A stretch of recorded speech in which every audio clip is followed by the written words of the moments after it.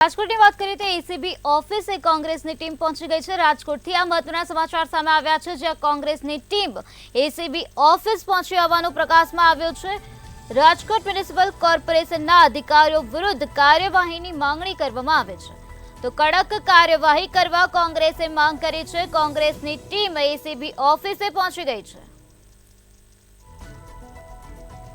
રાજકોટમાં જે પ્રકારે ગોઝારી દુર્ઘટના સર્જાઈ હતી તેના અનુસંધાને આજે કોંગ્રેસની ટીમ એસીબી ઓફિસ પહોંચી હતી અને આરએમસીના અધિકારીઓ વિરુદ્ધ કાર્યવાહી કરવા માટે માંગણી કરવામાં આવી હતી, તો કડક કાર્યવાહી કરવા માટે કોંગ્રેસ દ્વારા માંગ કરવામાં આવે છે। કોંગ્રેસની ટીમ એસીબી ઓફિસે પહોંચી ગઈ છે।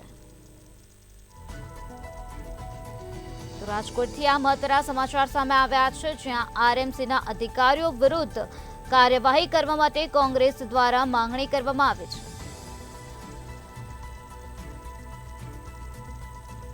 આરએમસીના અધિકારીઓ વિરુદ્ધ કાર્યવાહી કરવા કોંગ્રેસની ટીમ દ્વારા માંગણી કરવામાં આવી। કડક કાર્યવાહી કરવા કોંગ્રેસે માંગ કરી છે। કોંગ્રેસની ટીમ એસીબી ઓફિસ પહોંચી ગઈ છે।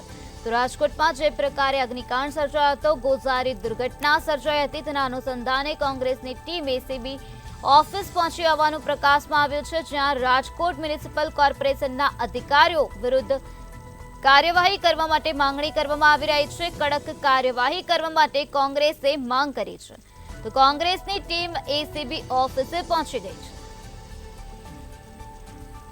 છે। જો મીડિયાના માધ્યમથી હું કોઈ કાર્યવાહી જાહેર કરું તો સર કાર્યવાહી નથી જાણવા માંગતા, ક્યાં ક્યાં કાર્યવાહી શરૂ છે? આમાં કોઈ વિભાગનું નામ પણ બોલું ને તો પણ એ વિભાગ સાબદો થઈ જાય। આપ સાંભળો, આ વિભાગનું નામ પણ બોલું એટલે અમે એ જે આક્ષેપિત છે તે વિભાગ સાબદો થઈ જાય। એટલે સંપૂર્ણ અમારે ગુપ્તતા છે, ગોપનીયતા છે, તે માધ્યમથી અમારે કામ કરવું પડે।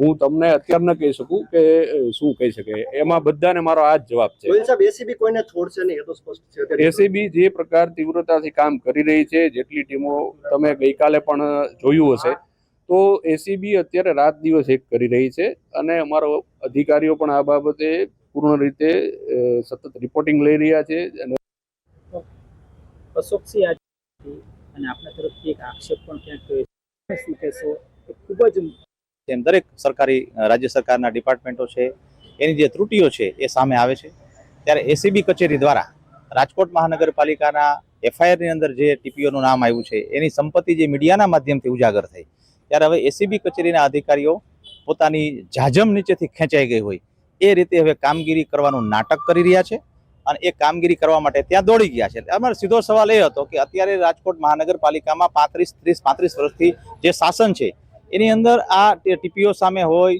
આરોગ્ય અધિકારી સામે હોય, આવાસના અધિકારીઓ સામે, કોઈ પણ પ્રકારના અધિકારીઓ સામે જનતા દ્વારા, લોકો દ્વારા, પક્ષ દ્વારા ઘણી બધી અરજીઓ અને રજૂઆતો આપની પાસે આવી છે। તો 25 વર્ષના ઇતિહાસમાં તમે શું કામગીરી કરી? પોતાનો બચાવ કરવાનો